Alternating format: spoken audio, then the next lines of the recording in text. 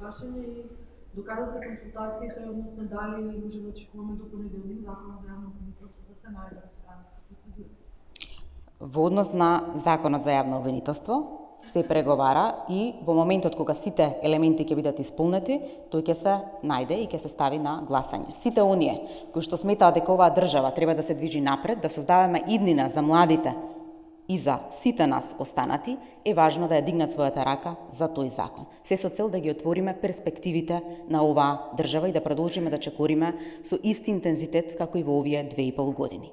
По однос на останатото прашање кое што веќе го поставивте, сметам дека тоа е нешто кое што се дискутира и кое што нема дискусија дека нашите најавени избори се на 12 април. И тоа е така.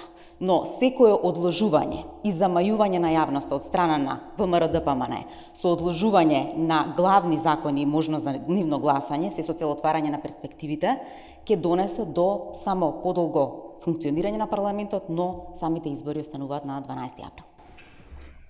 Вчера председател на собранието Талат Џафери рече доколку нема согласност меѓу партиите, законот нема да се стави на собрание бидејќи не сака да прави театар.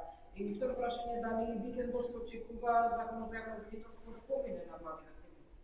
Ќе следиме и штом ќе бидат исполнети сите услови, законот ќе помине на владина седница и ќе биде поставен на дневен ред во собранието. По изјавата на Џафери дека нема да го стави доколку нема согласност. Само што кажав.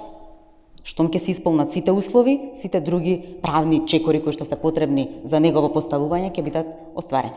Госпоѓа Цецаровска, извинете, да ви се наметна уште едно прашање поврзано со Законот за јавно обвинителство.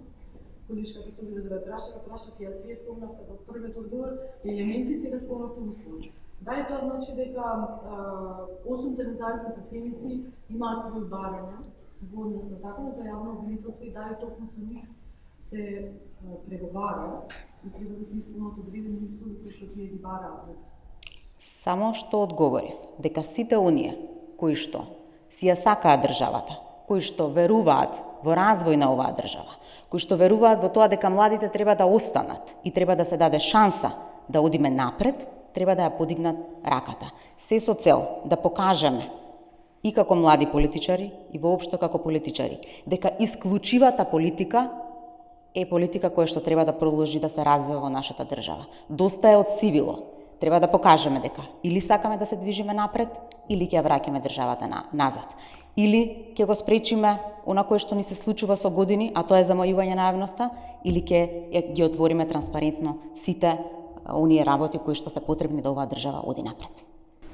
Во истиот дух, дали имате согласност од коалицијските партнери во владата и дали можеме да кажеме со колку сигурни трженични гласови располагате во овој момент, ако останувате известни? Владата има консензус по однос на сите прашања. Штом велиме дека Законот за јавно обвинителство треба да биде поставен на дневен ред на владата, значи дека владата има одлука дека овој закон е добар. А колку гласови има гласувани Во моментот кога ќе се постави на гласање, ќе го знаеме бројот на пратеници кои што застанале за државата и кои што веруваат во тоа дека оваа држава треба да се движи напред. Ова значи дека немате се уште двотретинско мнозинство?